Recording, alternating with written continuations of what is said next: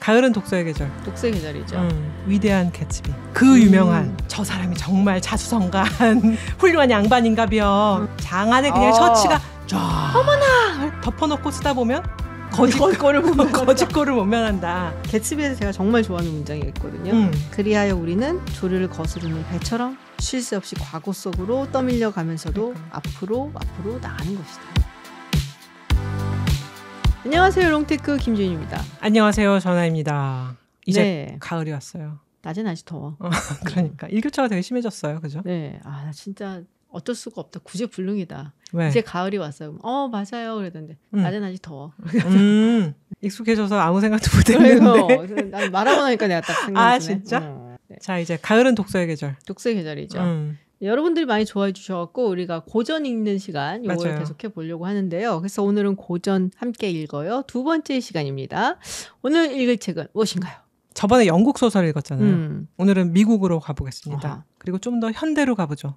그래서 위대한 개츠비. 그 유명한 위대한 개츠비. 근데 댓글에 많은 분들이 위대한 개츠비 얘기를 해주셨어요. 맞아요. 그리고 뭔가 이렇게 고전 클래식 하면 딱 생각나는 게 아마 위대한 개츠비 아닌가라는 생각도 들더라고요. 뭐 말로는 미국 대학에서 꼭 읽어야 할 필독서 중에 하나라고 하죠. 한국 대학에서도 거의 다 읽는 것 같아. 보니까 워낙에 유명한 책이기도 맞아요. 하고 영화로도 많이 만들어졌고 최근에 만들어져서 유명한 거는 이제 레오나르도 디카프리오가 나오고 그리고 캐리 멀리간이었나? 네, 나왔었던 그 버전이었는데. 하지만 진짜 불멸의 명작 영화. 로버트 레드포드가 개츠비로 그러니까. 나온. 너무 잘생겼어. 저렇게 생길 수 있는 거야? 막 이러면서 봤죠. 그러니까 뭐 할리우드 역사상 가장 잘생긴 남자 배우 탑5 안에 꼭 들어가시는 분. 거의 탑1이라고 봐 나는. 네, 저도. 탑 오브 더 탑이라고 보는데 거기서 정말 너무 잘생겨서 사실은 소설에서 읽었던 약간 개츠비 이미지랑 좀 안 맞는다. 이분 너무 귀족적이다. 그런 생각 좀 하긴 했었어요. 찐 귀족적인. 그런 면에서 봤을 때는 디카프리오가 조금 더 맞아. 비슷한 이미지라고 해야 약간 되나? 사기성에 깔려있는 미남. 아무리 이렇게 막 꾸며도 뭔가 이렇게 좀 싸구려티가 맞아. 나는 듯한 2%. 느낌. 부족한. 그래서 되게 잘 맞았다라 생각하는데 이렇게 여러 편으로 이제 만들어지는 거 보면은 여전히 사랑받는 그런 소설이다. 그리고 지금 뮤지컬이 한국에서 상영 중이에요. 맞아요. 그런데 그 뮤지컬을 한국인이 제작했다는 그러니까. 거. 그래서 한국인이 제작한 미국의 고전 위대한 개츠비가 브로드웨이에서도 상영이 되고 웨스트엔드에도 올려졌다가 지금은 GS 아트센터에서 그렇죠. 상영되고 있죠. 뭐 우리 은하님은 이제 영문학과를 나왔으니까 네. 뭐 개츠비 클래식으로 읽었을 거 아니에요. 그렇죠. 네. 근데 정말 개츠비를 읽으면서는 이건 정말 고전이다. 우리가 고전에 대해서 생각을 하잖아요. 이게 왜 고전일까? 이 책은 왜 고전이 되었는가? 그 시대를 정말 예리하게 분석을 해서 표현을 하고 또 인간의 심리를 단편적이 아니라 정말 다면적이고 심층적으로 그려내고 그래서 결과적으로는 아무리 시간이 지나도 이 책이 1925년에 쓰여졌으니까 100년 됐네. 100년 됐는데 아직도 어제 쓰인 책보다도 더 현대적이고 세련되고 그래서 우리가 굉장히 다각적으로 해석을 거듭할 수 있는 그런 면에서 정말 위대한 개츠비는 고전 중의 고전이죠. 특히나 저는 이 시대의 미국의 이야기를 되게 좋아해요. 이 시대, 재즈 에이지. 네, 재즈 에이지라고 얘기도 하고 로링 에이지 막 와 하고 소리 지르는 뭐 이런 에너지가 지나치게 넘쳐들었었던 그리고 뭐 화려하고 맞아요. 그리고 뭐 재즈 뮤직이 특히 그 중에서도 막 스윙 재즈 같은 거 있잖아요. 막 춤추고 막 이런 재즈 뮤직이 뭐 그랬고 하여튼간에 엄청 잘 나가고 막 끝을 달리다가 훅 꺼지는 맞아. 그 그 시대인 끝을 거죠. 바로 보고 있는. 그렇죠. 하지만은 그게 있는 줄 모르고 막 달려가는. 그렇죠. 그런 화려함과 시대죠. 에너지가 막 분출이 되던 그 시대고 정말 너무 많은 재밌는 스토리들이 여기에 또 담겨져 있기 때문에 되게 좋아하는 시대이기도 해요. 맞아요. 스코트 피츠제럴드 얘기부터 해보면 1896년에 태어났죠. 네. 그런데 돌아가신 거는 1940년. 야 정말 불꽃 같은 인생을 살다 가셨는데 이 시대가 바로 로스트 제너레이션의 작가 시대죠. 우리가 로스트 제너레이션이라고 하면 이제 1920년대 그 즈음에 어떤 전후의 상실감, 1차 세계대전 이후의 상실감이라든지 우리가 이제 너무나 빨리 미국에서는 부가 성장하기 때문에 그걸 둘러싼 인간들의 어떤 추한 측면 또는 허무감, 목적의식 상실 이런 것들을 다룬 이제 작가들 우리가 로스트 제너레이션, 잃어버린 세대라고 하는데 이제 피츠제럴드가 굉장히 대표적인 인물이고 어니스트 해밍웨이, 그다음에 거트루드 스타인 같은 사람들. 그 로스트 제너레이션이라는 단어 자체는 거트루드 스타인이 이제 만들어낸 맞아요. 단어라고 하는데 이거 다 어디서 들어보셨을 텐데 이분들이 다 파리에서 서로 교류했던 그 정말 친한 작가군이기도 했죠. 제가 정말 좋아하는 영화 중에 Midnight in Paris라고 있잖아요. 우디 앨런. 네, 우디 앨런 감독이고 거기에 이제 오원 윌슨이 나오고 레이첼 맥아담스도 나오는데 이 오원 윌슨이 이제 성공한 시나리오 작가잖아요. 맞아요. 근데 본인은 소설을 쓰고 싶고 자기의 어떤 꿈이 있고 이제 파리에 왔는데 그때 이제 레이첼 맥아담스가 자기 약혼녀고 그런데 뭐랄까 그러니까는 그녀가 바라는 삶과 자기가 바라는 삶이 굉장히 다르다라는 걸 느끼면서 아 나도 예전에 그 로스트 제너레이션이 있어 1920년대 그 시절로 돌아가고 싶어. 자기가 정말 희망하고 좋아하는 시대였던 거잖아요. 그러더니 누구나 진짜 그게 있잖아. 뿅 가.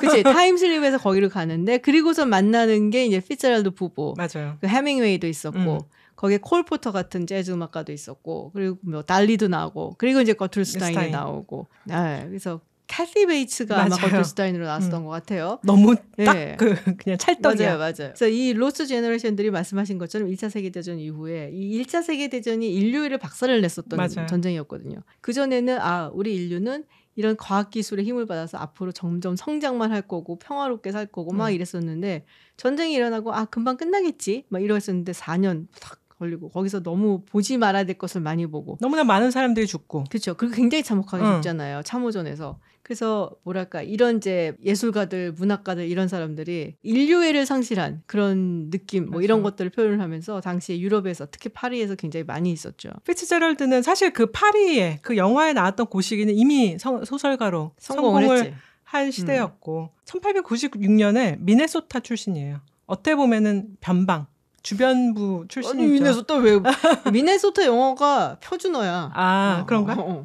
그래서 세인트 폴 출신이고 중산층이라고 할 수 있는데 물론 뭐 부모님도 번듯한 이제 직장을 가지고 계셨고 어머니는 좀 부잣집 딸. 그런데 아버지가 회사에서 해고를 당해요. 아마 프록터&갬블 P&G에 다녔던 것 같은데 그러면서 이제 집안이 그렇게 경제적으로 완전히 풍족하지는 못한 상태에서 자라나게 되는데 그래도 동네에서 저놈 참 똘똘하고 글도 잘 쓰네. 라고 해서 명문고등학교를 가고 그래서 결국은 대학교를 좋은 데를 가죠. 프린스턴을 가는데 막상 갔더니 진짜 동부에 잘 사는 집 자식들이 와 있고 거기서 이런 게 계층 그치. 미국에 이제 가려져 있는 귀족 계급이 이런 거구나 이런 생각도 했던 것 같고 그래서 이제 많은 사람들을 사귀면서 사실은 끝까지 마치지 못하지만 대학에서 많은 성장을 이루었다고 하죠. 그 프린스턴이 약간 그게 있기는 해요. 그러니까 우리가 아이비리그 얘기를 할 때 물론 많은 사람들이 하버드 뭐 최고의 대학이고 뭐 이런 건 있는데 프린스턴은 정말 귀족 학교라고 맞아요. 하거든요. 하버드는 뭐 개나 소나 다 오는 곳이다. 약간 이거야. 약간 물론 뛰어난 애들이 오지만 뛰어난 애들인데 프린스턴은 이제 다른 거죠. 느낌이 잠깐. 그렇죠. 그래서 프린스턴은 그 아이비리그 중에서도 굉장히 귀족 학교적인 그런 이미지를 가지고 있고 실제로 그런 사람들이 많이 가는 학교이기도 하고 좀 그런 게 있긴 하죠. 그러니까 피츠제럴드도 거기 가갖고서는 사실 이제 가장 계급적인 어떤 층이 나눠져 있는 거기에 눈을 뜨게 된 거죠. 네, 거기다 또 여자를 만나는데 그 즈음에 이제 신입생 그 나이를 지나면서 엄청난 여자를 만나죠. 지네브라 킹이라고 굉장히 부잣집 딸이죠. 그냥 부자가 아니고 거부의 딸이야. 거부의 딸. 그런데 그걸로 그치는 게 아니라 이 여자 자체가 셀럽이야. 그 어린 나이에. 이제 미국에는 그때 당시 이제 부잣집들의 사교계가 있었는데 일정 정도 나이가 되면은 파티를 통해서 사교계 데뷔를 하죠. 그거를 이제 데뷔턴트라고 그러는데 어떤 파티에서 어떤 아가씨가 어떤 드레스를 입고 뭐 이런 것들이 사실은 거의 일거수일투족이 다 그 가십 저널에 그 실려지는 그 당시에 가십걸 같이 하필 또 그런 여자를 사귀어서 결혼을 한 해 만에 그랬지만 지네브라 킹 아버지가 나서죠. 안 된다. 안 돼. 저런 어떤 근본 없는 가난한 애를. 그 명언을 남기면서 안 된다 그래요. 가난한 집 남자애들은 부잣집 딸들과 결혼할 생각을 하지 말아야 해. 너무 잔인하게 내치죠. 그래서 이제 거기에 상심을 해서 그랬는지 뭐 여러 가지로 그때부터 낙제도 하고 그냥 핑계 삼아서 이제 공부도 안 하는 거야. 그러고 나서 학교를 자퇴한 다음에 핑계 같아. 군대를 가죠. 네. 근데 이제 그냥 부자가 아니고 시카고 주식 중개인의 딸이었어요. 근데 집에 뭐 폴로 경기장이 있고, 그러니까 집안이 가지고 있고. 폴로 옷이 있는 게 아니라 폴로 경기장을 가지고. 그러니까 이제 지금식으로 얘기하면은 골프장을 가지고 있는 집안인 거지. 우리가 와인 좋은 거 마셔 그러면 아니 나 와이너리가 있어. 뭐 이런 거. 맞아. 우리 와이너리에서 나온 거예요. 뭐 약간 이런 수준인 거죠. 뭐 그리고 뭐 마곡간도 있고 당연히 말도 있고, 그러니까 어마어마한 그런 집안의 딸이었고 그래서 이 보면은 지네브라 킹이 데이지의 모델이 아니었냐라는 맞아요. 얘기들을 많이 해요. 그 집애가 정말 꿈에서도 못 잊는 굉장히 지위도 높고 부잣집 딸이고 뭐 약간 그러니까 자기가 닿고 싶지만 닿지 못하는 그런 여성. 사회적 어떤 경제적 위치나 지위가 이게 안 되는 거잖아요. 사실 그것 때문에 본인이 차였다라고 생각을 하고 말씀하신 것처럼 그래서 상심해갖고 군에 입대를 해서 1차 세계대전을 이제 참전을 하려고 근데 참전을 못하죠. 왜? 프랑스로 가기로 이제 배치를 이제 받았는데 끝나. 이런. 가기 전에 끝나버려. 끝났다. 약간 허무개그 같이. 그러니까 본인은 사실 그 생각을 했대요. 1차 세계대전에 참전을 해갖고 전장에서 장렬하게 쓰러져서 지네브라 그러면서 일단 죽는 거 약간 상상을 했나 봐. 근데 전장을 가기도 전에 끝나고 집으로 돌아가시오. 끝났어. 집에 가서 이렇게 된 거지. 그래서 지네브라 킹은 약간 꿈속의 연인같이 슉 왔다가 이제 사라져버리는 그런 완전 환상, 뭐 안개와 같이 사라진. 그런데 이제 현실 속의 연인을 만나요. 그 노래가 있잖아. 우리들은 그 소설 속의 연인이 아니요 현실의 연인이. 뭔지 모르겠어. 도시 아이들. 그래서 아내가 될 사람을 만나죠. 이름은 젤다 피츠제럴드. 사실 처녀적 이름은 젤다 세이어인데 엘라베마주 몽고메리 카운티 출신인데 아버지가 굉장히 지위가 있어요. 네. 대법관 출신이고 연방대법관은 아니고 주 대법관. 사진을 보면 예뻐요. 그래서 우리가 보통 이제 남부미녀. 미국 사람들이 왜 남부미녀? 서던벨이라고 얘기를 하죠. 그래서 만났을 때가 스컷이 22살. 그다음에 그 젤다가 18살. 그래서 둘이 또 불타는 사랑을 해서 어리다 어려. 그래서 약혼까지 하고 이제 대학을 중퇴를 했으니까 그리고 군대에서도 나왔으니까 뭘 할까? 난 글을 써야겠다. 열심히 또 글을 쓰는데 글 쓰는 게 잘 안 되잖아요. 그러니까 나의 사랑스러운 젤다를 먹여 살려야지. 그러면서 광고회사에 취직을 해요. 그러면서 젤다한테 청혼을 하죠. 결혼해줘. 라고 하는데 젤다는 예쁜데 아버지는 이제 주 대법관이고 하니까 대학 중퇴의 광고회사 직원의 안 돼. 그러고 둘은 이제 헤어지고 헤어지니까 너무 슬퍼서 또 열심히 글을 쓰기 시작해요. 그러니까 썼던 그 글로 드디어 등단을 하고 돈을 많이 벌게 되죠. 그래서 다시 돌아갑니다. 젤다, 내가 이렇게 소설가로 이름을 냈으니 결혼해주지 않겠어? 네. 그래도 너 빨리 네 이러는 거야. 그거 뭘까? 돈 보고 결혼하는 건가? 아니 뭐 돈 보고 결혼한다기보다 마음에 드는 남자였는데 돈이 없어서 싫었다가 돈까지 생겼으니까 뭐 이건 뭐 좋다 그러니까요. 하고 가긴 한 건데 되게 복잡하고 좀 미묘하고 그리고 뭐 친구를 그렇게 두고 싶지 않은 스타일이긴 해요. 그때 피츠제럴드가 이제 쓴 글을 굉장히 대형 출판사 뉴욕의 스크리브너에서 이제 출간을 하게 되고 그때 받았던 돈이 뭐 이거 이제 소설 한 권이랑 여러 개 단편을 묶어서 $20,000 를 받았다고 해요. 근데 그게 지금 돈으로는 30만 달러 정도? 큰 돈이죠. 그러면은 그 나이에. 큰 돈이죠. 젊은데 22, 3 하는데 이제 큰 돈이라서 이제 그 돈을 가지고 결혼을 하니까 너무 신나는 거야. 젊지, 돈 많지, 뭐 재능 있다 그러지. 그러니까는 젤다는 때는 왔다. 그러면서 이제 와고 파티를 열고 돈을 펑펑 쓰죠. 근데 이제 만고불변의 진리가 있잖아요. 덮어놓고 쓰다 보면 거짓 거를 못 면한다. 이제 만고불변의 진리가 있어갖고 돈은 빨리 이제 사라지고 이제 남는 것은 내가 글을 써갖고 빨리 돈을 벌어야 되는데 하니까 계속 이제 출판사를 다니면서 내가 이거 쓸 테니까는 먼저 가부를 해줘. 그래서 계속 글빛이 쌓이는 상태로 이제 젤다는 점점 사실 정신병에 조금씩 가까워져 가고 피츠제럴드는 점점 알코올 중독에 가까워져 가는 슬픈 부부죠. 근데 이 젤다라는 인물이 그래서 사실은 피츠제럴드한테는 굉장히 악영향을 줬다라고 볼 수밖에 없어요. 근데 이 midnight in Paris에서 그런 장면이 나와요. 어니 젤다가 뭐 어디 놀러 가자 그러고 막 졸르고 그러니까 뭐 스콧 피츠제럴드가 뭐 어쩌고 뭐 이걸 해야 돼 그러면 싫다는 거야 그러면은 막 이러면서 딱 삐져갖고서는 막 그러면 달래주려고 그러고 막 그래서 둘이서 결국 떠나. 그러니까 해밍웨이가 제가 얘를 망칠 거다라는 식의 얘기를 막 해요. 근데 이 여자가 이거에 대한 이제 갈망도 굉장히 많았고 그렇죠. 뭐 사치도 굉장히 좋아했고 화려한 파티도 굉장히 좋아했고 무엇보다도 피츠제럴드의 어떤 재능에 대한 부러움과 질투심이 굉장히 강했다라고 알고 있거든요. 본인도 글을 쓰고 존경과 질투가 같이 있었겠죠. 그렇죠. 그래서 약간 그런 게 있었다고 하더라고요. 그러니까 열등감이 굉장히 많았고 그리고 그래서 일부러 피츠제럴드가 글을 쓰는 것을 방해하려고 했었다라는 얘기가 있을 정도로 그러니까 남편의 재능에 너무 많이 질투를 했었던 굉장히 인시큐어한 그런 여성이었다라고 얘기를 사실 하죠. 젤다에 대해서는 굉장히 다각적인 분석이 이루어지고 있어요. 이제 그런 남편의 길을 막은 그런 이제 인시큐어한 이제 불안정한 스스로 그리고 조현병 상태였기 맞아요. 때문에 이제 돈도 많이 썼고 사실 파티로도 돈을 많이 쓰고 나중에 말년에 가면은 병원비로도 많이 맞아요. 쓰고 왜냐하면 스위스 정신병원 뭐 이렇게 미국에 와서도 병원 생활했기 때문에 그런 문제도 있고 근데 최근에 와서 이제 여성주의적 시각에서 다시 젤다를 이제 보는 것은 젤다가 굉장히 재능이 있었는데 피츠제럴드한테 글거리도 많이 제공을 시켜주면서 실제적으로 자기가 쓸 글을 자기 글을 남길 기회를 잃었다라는 것이 사실 지네브라도 속설에 따르면 그 위대한 개츠비랑 비슷한 글을 써놨다는 거야. 그래서 그 소설의 시초는 지네브라 킹한테 있다라는 얘기도 있고 그러면은 웃기지 말라 그래.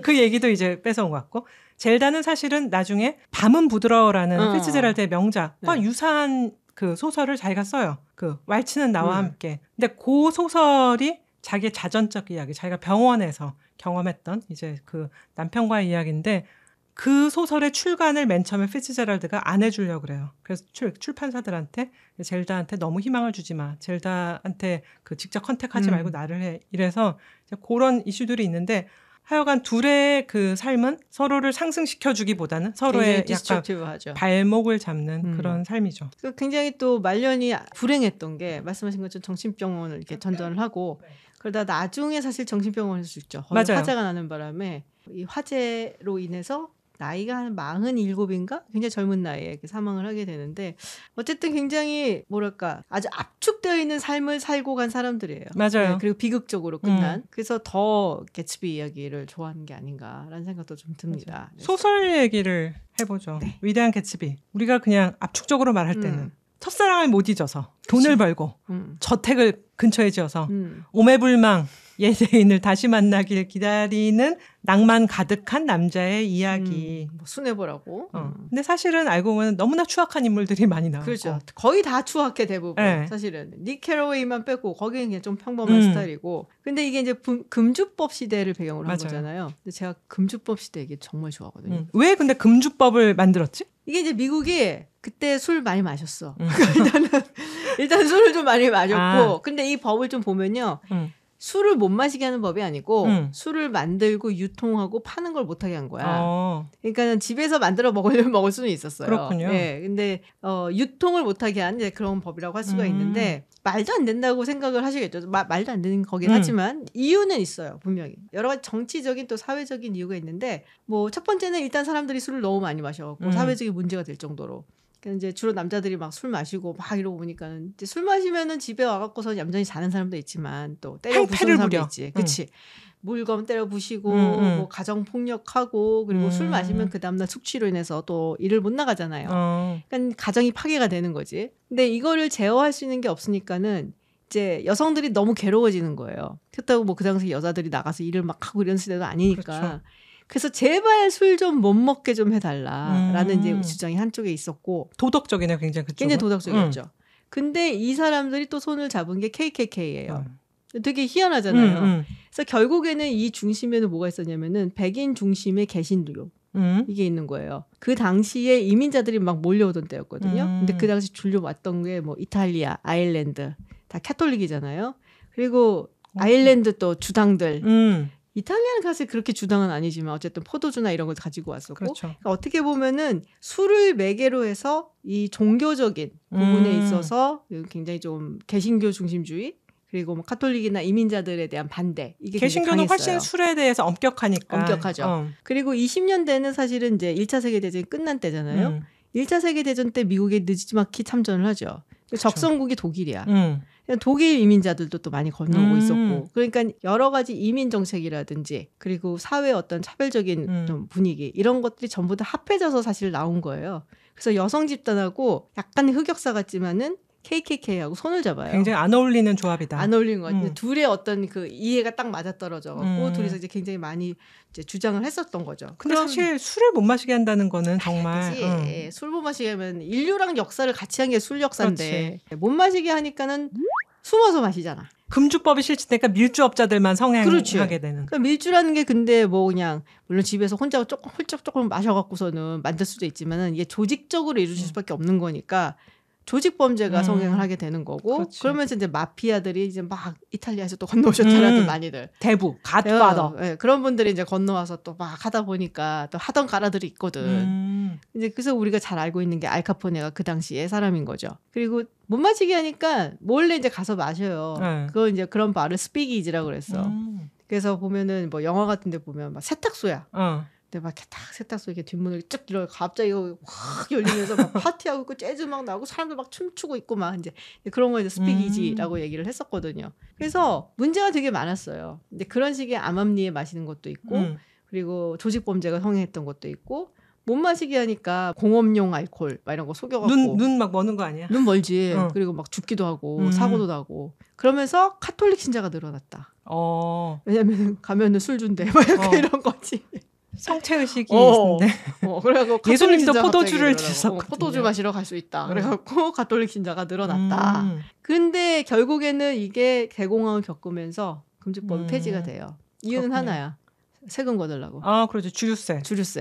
그 사람들이 그 세금에 대해서 굉장히 민감하게 반응하지만 좀 덜 민감하게 반응하는 것들이 몇 개가 있는데 그 중에 하나가 이제 술이거든요. 그렇죠? 역시 세금이 세상을 움직이는 가장 큰 힘 중에 하나예요. 돈이 세상을 움직이는 가장 큰 힘 중에 하나죠. 맞아요. 이 소설은 배경도 정말로 재밌는 시대를 잡았지만 구성이 굉장히 재밌는 게 소설의 구조가 1인칭 관찰자 시점을 택했잖아. 그렇죠. 여기 등장하는 1인칭 관찰자 시점을 가져서 나레이션을 한 사람이 닉 캐러웨이. 그렇죠. 아주 부자는 아닌데 좀 번듯한 집안에서 태어나서 잘 자란 명문대를 나와서 이제 뉴욕 주식 그 시장 쪽에서 채권 거래를 하는 젊은이죠. 근데 이 사람이 이제 사실은 데이지의 친척이에요. 네. 데이지의 친척 오빠 정도로 나오는데 이제 제이 개츠비의 근처에 살게 되면서 사실은 이제 굉장히 계획에 걸려든 거죠. 그래 이제 제이 개츠비와 얽히면서 그의 이야기를 풀어나가는 게 소설의 이제 전체적인 구조로 돼 있는데 피츠제럴드의 성격이 어느 정도 닉 캐러웨이의 투영이 된 면이 있지 맞아요. 않나. 굉장히 일단은 이제 명문대 출신이고 그리고 부자들을 관찰하면서 비판적 시각을 취하기도 하고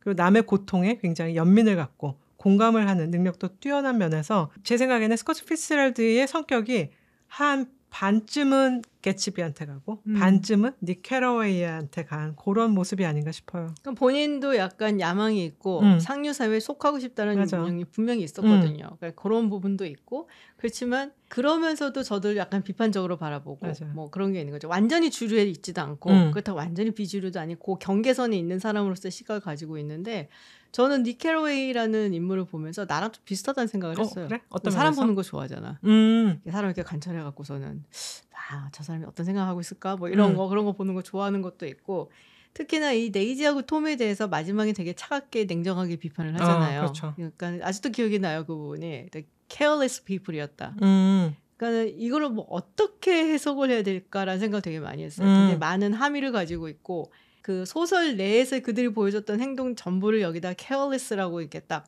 그러니까 이게 단순히 이기적이다도 아니고 다른 사람들 신경을 안 쓴다도 아니고 그러니까 그 모든 것을 다 포함해서 뭉뚱그려서 하는 얘기였거든요. 굉장히 무책임하고 자기 마음대로 생각하고 그리고 그렇죠. 그들의 행동으로 인해서 다른 사람들이 상처를 받고 피해를 입고 심지어 죽기까지 하고 뭐 이런 것에 대해서 전혀 양심의 가책을 느끼지 않는 그런 사람들을 careless people이라고 표현을 했는데 저는 그 표현이 되게 탁월하다고 생각을 했어요.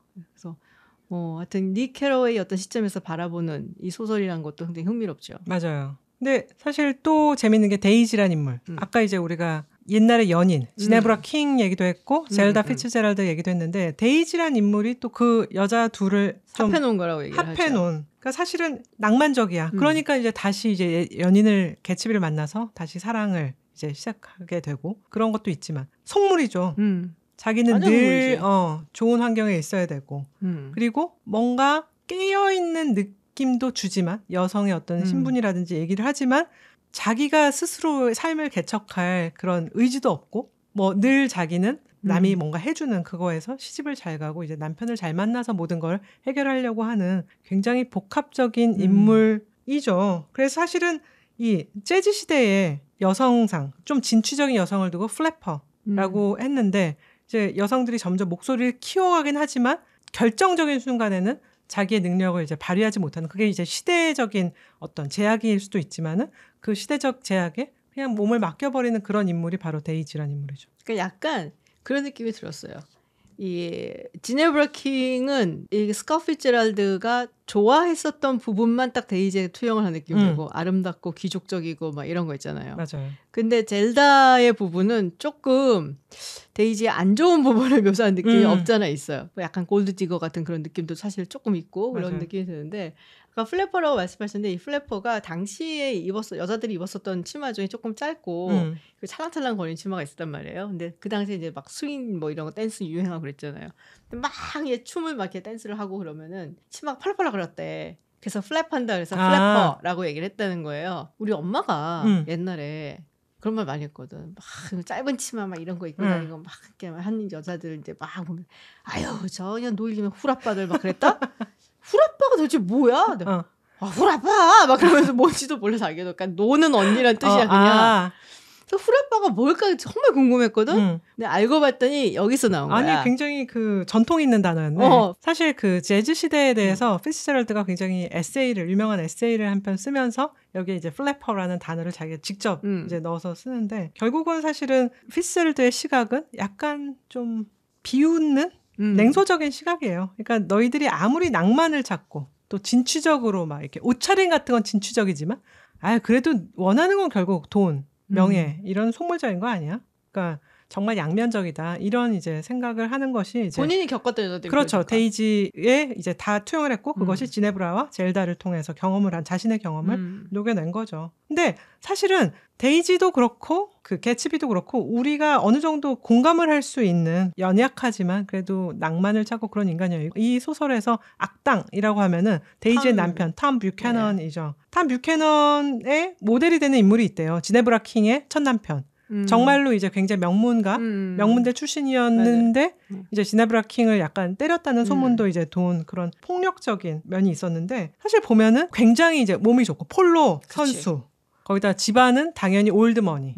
예, 그 굉장히 좋은 취향을 갖고 있는데 맨날 놀러 다니죠. 바람을 피는데도 뭐 낮에 바람을 피고 뭐 그다음에 이제 데이지랑 뻑하면 막 몇 개월씩 뭐 유럽 여행 가고 뭐 하와이 여행 가고 막 이런 식으로 사는데, 어떻게 저렇게 명문대를 나와서 놀면서 세월을 보낼 수 있을까?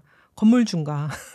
돈이 많으면 파이어족. 그렇죠. 데이지의 속물근성을 어쨌거나 외형적으로는 그대로 그 꿈을 그렇죠. 채워줄 수 있는 그런 남자인 것 같아요. 사실 데이지가 그 소설에서 이 소설의 스토리가 벌어지는 그 시기 5년 전에 개츠비를 만나죠. 근데 개츠비가 보면 얼굴도 잘생겼고 체격도 좋고 성실하단 말이에요. 군인으로 근무하는 상황이었는데 그래도 개츠비로서는 만족을 할 수가 없죠. 뭔가 2% 부족해. 많이 부족하지. 2%가 아니라 20% 부족해. 돈이 없어. 이렇게 탁 말을 하려니까 아니야 나는 그렇게까지 말을 할 수는 없고 뭔가 부족해. 뭐 이런 식으로 이제 하는데 우린 좀 안 맞는 것 같아. 성격인가? 막 이러다가 결국은 이제 텀을 만나고 나서 그 부족함이 여기 다 채워졌네. 거의 플러스 알파가 있네. 라고 이제 톰이랑 결혼을 하게 되면서, 사실 톰이랑 결혼할 때는 굉장히 일단은 행복한 상태에서 결혼을 하죠. 이제 소설에서 이렇게 말을 해요. 그녀의 한 구석엔 언제나 결단을 요구하는 목소리가 아우성치고 있었다. 그녀는 자기 인생이 당장 그럴듯한 모습으로 자기 앞에 나타났으면 하고 바랐다. 결정은 자신이 아닌 다른 무언가가 내려주길 바랬다.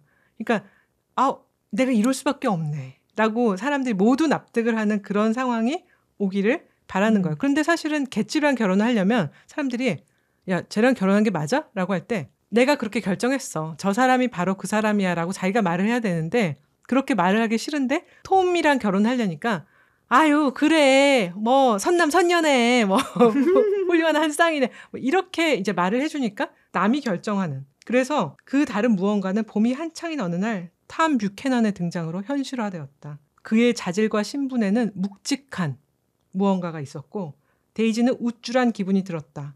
라는 건데, 이게 되게 우리가 좀 의아하게 여기는 게, 탐은 굉장히 여기서 악당이고 굉장히 속물적인 인간이라서 이게 묵직하다니 이 묵직하다라는 표현을 이제 김영하 씨가 번역을 한 건데 사실 톰이라는 사람은 묵직한 거랑 거리가 성격적으로는 거리가 있는데 신분과 가문은 묵직해. 그렇지. 그러니까는 이제 신분과 가문 그 외적 조건이 데이지로 인해서 그 사람을 묵직한 사람을 받아들이게 하고 그걸로 우쭐하게 되는 거죠. 그러고 보면 굉장히 속물적인. 그러니까 데이지 같은 스타일이 내가 제일 싫어하는 스타일이에요. 본인은 악역을 하기가 싫고 그리고 나쁜 사람으로 비치기가 싫고 그러니까 다른 사람이 결정을 해주려고 하는 거죠. 그와 동시에 손해도 보고 싶지 않고 자기가 원하는 건 다 갖고 싶어하는 사람이에요. 최악의 스타일이에요. 그리고 굉장히 무책임하죠. 그렇지. 자기가 결정을 안 하니까 무책임해도 되는 거야. 그러니까 뭔가 자기가 결정하면 거기에 대한 책임을 져야 되는데 그런 걸 전혀 안 하려고 하잖아요. 상황이 나를 이렇게 만들었어. 그렇지, 그렇죠. 라고 하는 거죠. 본인이 정말로 뭐 개츠비를 사랑을 했었다면은 그러면 결혼을 하고 뭐 사람 주변 사람이 뭐라고 하더라도 이 사랑을 나는 관철시키겠어라는 생각을 할 텐데 그게 아니잖아요. 나는 이 사람이 돈이 없어서 싫어거든요. 결국에는.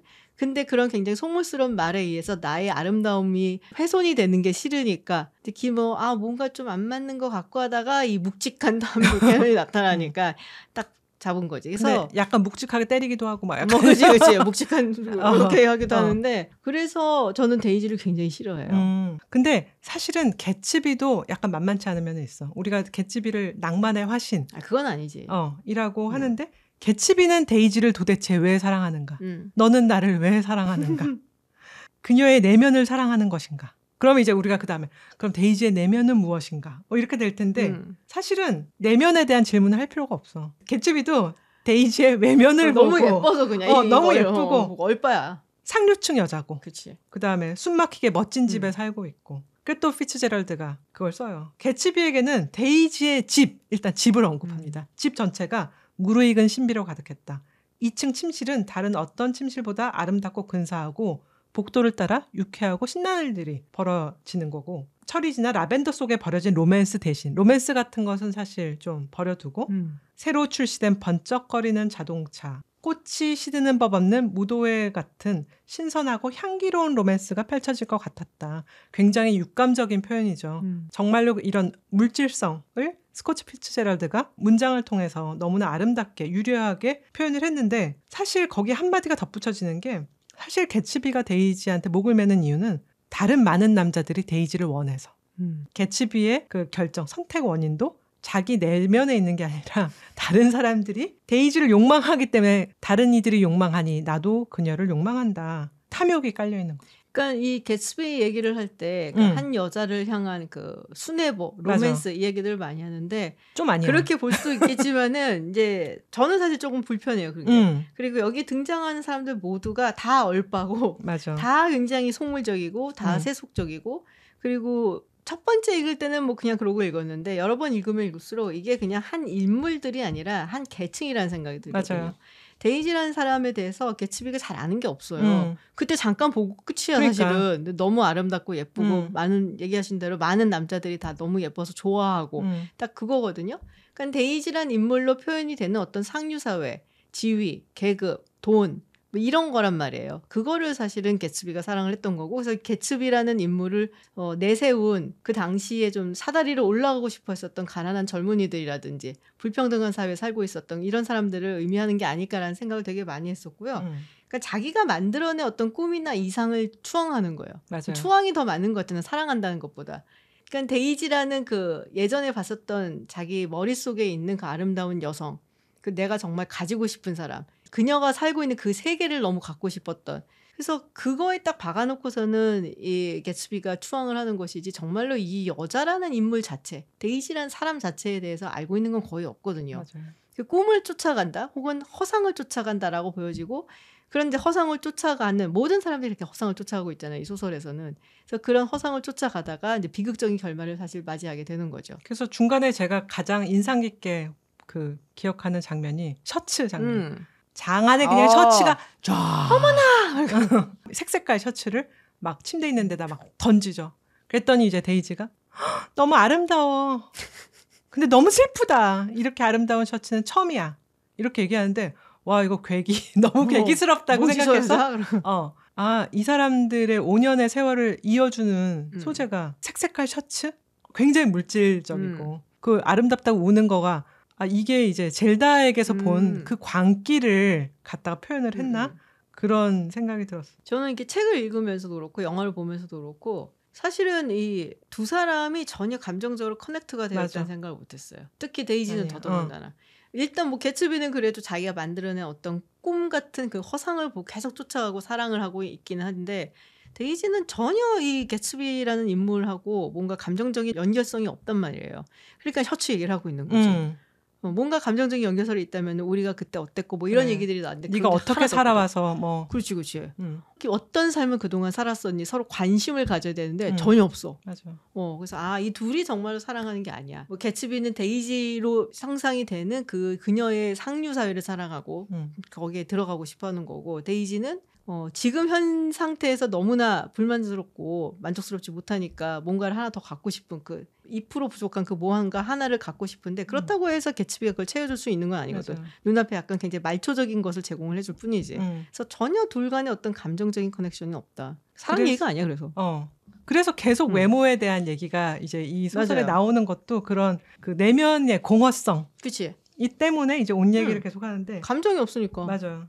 근데 개츠비가 사실 굉장히 의심스러운 인물이에요. 의심스럽죠. 거짓말을 굉장히 많이 하고 사실 닉 캐러웨이한테 자기 얘기를 하면서도 이 말했다가 저 말했다가 막 그래.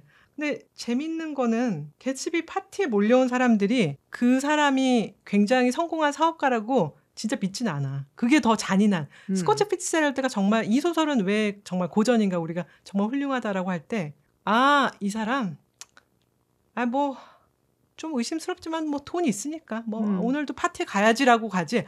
저 사람이 정말 자수성가한 훌륭한 양반인가벼. 내가 가서 한번 만나봐야겠어. 이러고 가는 건 아니거든. 그치. 뭔 상관이야. 오늘 좋은 술을 준다는데. 그러면서 다들 한마디. 빌헬름 황제의 조카야? 근데 살인을 했을지도 모른대. 밀주를 했을 것도 같애라고 하면서 마치 우리가 요즘 어떤 셀럽이 막 이상한 이제 의심스러운 인스타를 올릴 때 어디까지 가나 보자. 근데 뭐 예쁘네. 뭐 약간 이렇게 보는 그러면서 것처럼. 댓글 하나 영혼 없이 달아주는 거지. 너무 예뻐요. 막 이런 거. 멋있어요. 그것도 안 하고 그냥 하트만 달지. 하트. 이모티콘만? 이모티콘만 띡 달고 이러는 것처럼 사실 개츠비에 대해서도 그런 식으로 왔다 갔다 하는데 유일하게 이 사람의 뒤를 갖다가 끝까지 밝혀보겠다는 사람이 나타나죠. 지금 마누라를 뺏길 위기에 처한 탐 뷰캐넌이 여러모로 자기의 커넥션을 이용해서 알아보니까 역시나 밀주를 하는 것 같고 플러스 알파로 여러 가지 사기 행각에 연루가 된 것 같아 라고 하면서 이제 양복 얘기를 하죠. 닉 캐러웨이가 또 순진하게 옥스포드 나온 거 아니에요? 그 개츠비? 그랬더니 야 옥스포드는 뭐야 옥스포드 너 옥스포드 나왔으면 저렇게 분홍색 양복 입고 돌아다닐 리가 없잖아 라고 이제 언급을 분홍색 양복에 대한 얘기를 그쵸. 하는데 나는 근데 그때 내가 무식해서도 그렇지만 좀 놀랐어. 제가 영화를 어렸을 때 보고 그 로버트 레드포드 나오는 거기 분홍색 이렇게 양복 조끼 같은 거 입고 맞아요. 너무 아름답잖아. 그냥 로버트 레드포드랑 로버트 레드포드는 아름다워 그냥도. 분홍색 조끼가 찰떡이야 그냥. 입고 태어난 것 같아. 그래서 엄청 와 막 이랬는데 그게 알고 보니까 그 핑크 양복이라는 게 좀 이렇게 어색한 거야. 그렇죠. 사실 진짜 상류층의 절대로 입지 않은 패션이 아니고 상류층을 이렇게 보고 따라하려다가 좀 과하게 나간 거고 이게 톰이 사실은 성품도 안 좋고 별로 하는 일도 없지만 얘가 찐 올드머니잖아. 얘는 기품을 그냥 받고 태어나긴 했잖아. 이게 어떻게 입고 어떻게 행동하는지를 정말 잘 알잖아. 그러니까 눈치를 딱 챈 거야. 그치. 저 분홍색 양복 입고 돌아다니는 애 의심스러워. 그러니까 이 옷이라는 것이 어떻게 보면은 그 사람의 지위라든지 뭐 이런 것을 나타낼 수도 있다라는 것이 이제 거기서 이렇게 사실 맞아. 나오는 거잖아요. 그래서 정말 탐이 그걸 예리하게 예리하게 평소에 예리하지 않을 것 같은데 예리하게 몸에 배어 있는 사람이니까 그거는. 맞아. 그러면서 이제 정말 이 소설 읽으면서 진실이 무엇이고 위선이 무엇인지 사실은 맨 처음에 닉 캐러웨이의 아버지가 닉 캐러웨이한테 맞아. 너처럼 그렇게 자란 집안에 좋은 집안에서 태어난 사람이 많지 않으니 남을 평가하는 거에 그렇게 섣불리 나서지 말아라 라고 했는데 우리가 쉽게 인간을 판단할 수 있는가라는 그런 철학적 질문에 저희가 맞서게 되는 거죠. 그래서 많은 사람들이 이 개츠비에 대해서 좀 양가적인 감정을 갖는 것 같아요. 뭐 사실 그냥 객관적으로 글로 이 사람의 어떤 이력을 써놓고 보면 나쁜 놈이야. 맞아. 범죄도 저질렀고 뭐 살인도 했을 거고 분명히. 그래서 그런 여러 가지를 보면 정말 나쁜 놈인데 남의 부인을 뺏으려고 하잖아. 그치요. 이게 도덕적으로 사실은 하면 안 되는 일이기도 하죠. 그럼에도 불구하고 되게 매력적으로 느끼고 또 사실 연민을 느끼잖아요. 맞아요. 개츠비한테 불쌍해 막 약간 이런 게 있잖아. 근데 어떻게 보면은 개츠비가 이런 한 여자를 너무너무 사랑하다가 대신 뭐 죽은 뭐 이런 케이스라서 불쌍하다고 느낄 수도 있지만 그렇게 원하는 자기가 평생에 걸쳐서 원했었던 부라든지 명예라든지 모든 사람이 사실 그걸 원하잖아요. 맞아요. 그거를 쫓아가다가 결국에는 다 이루질 못하고 그렇게 추락하고 쓰러져가는 모습 이런 걸 보면서 나하고 자신하고 이렇게 좀 아이덴티파이 하는 것이 아닐까? 뭐 이런 생각이 좀 들더라고요. 근데 뭐 데이지라든지 톰 뷰캐넌 같은 경우는 사실 그런 감정은 안 들죠. 그렇죠. 네. 미국의 정말로 이제 떠오르는 세대의 아메리칸 드림을 이루려고 하다가 그거에 이제 못 미치고 실패하는 그런 데서 많은 사람들이 공감을 하는 거겠죠. 근데 이제 제가 지윤님이 싫어하는 걸 한번 해봤어요. 뭐? 어린이판을. 어린이판에는 뭘 빼놨나? 왜냐하면은 그 레미제라블 같은 거, 레미제라블 같은 경우는 굉장히 내용을 중간에 많이 뺐는데 사실은 위대한 개츠비는 장편 소설은 아니에요. 짧죠. 짧아요. 그래서 어린이판도 내용을 빼지는 않았더라고. 그래?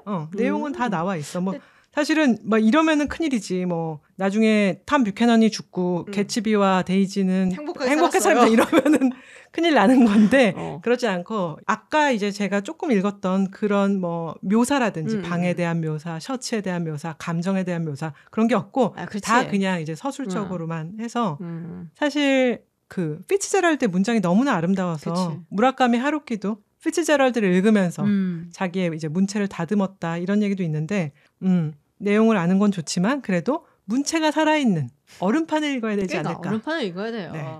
이제 얼음판을 읽어야 한다고 말씀을 하셔갖고 개츠비에서 제가 정말 좋아하는 문장이 있거든요.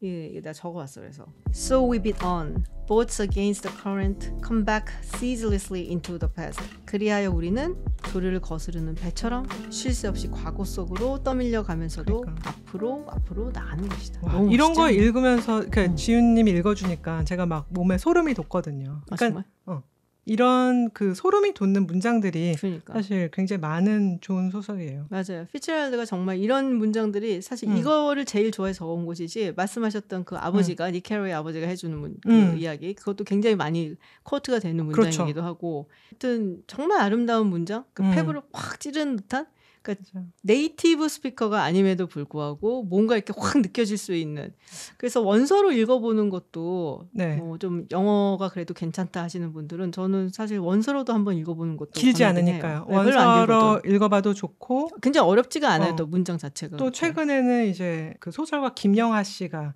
이제 번역을 했기 때문에 또 이제 한글 문장을 더 다듬었다고 하니까 여러 가지 버전으로 트라이를 해보시면 좋을 것 같고 여러분도 어떤 문장이 좋으셨는지 공유를 해주시면 저희가 또 다시 한번 책을 읽는데 참고를 하겠습니다. 저는 이 문장을 이렇게 들으면은 이렇게 뭔가 좀 가슴이 이렇게 서늘해지면서 잠을 잘 수 있는 문제. 오늘 내일을 기다리면서 이렇게 좀 잠을 청해볼 수 있는 뭐 여러 가지 일이 있었을 거 아니에요. 하루 동안에 혹은 그 며칠 동안에 그러면서도 희망에 차서 잠을 정하는 게 아니라 그냥 서늘한 감정을 가지면서 다시 한번 기다려보자. 우리가 5m 뒤로 떠밀려가도 5m 50cm 앞으로 나갈 수 있는. 그렇지.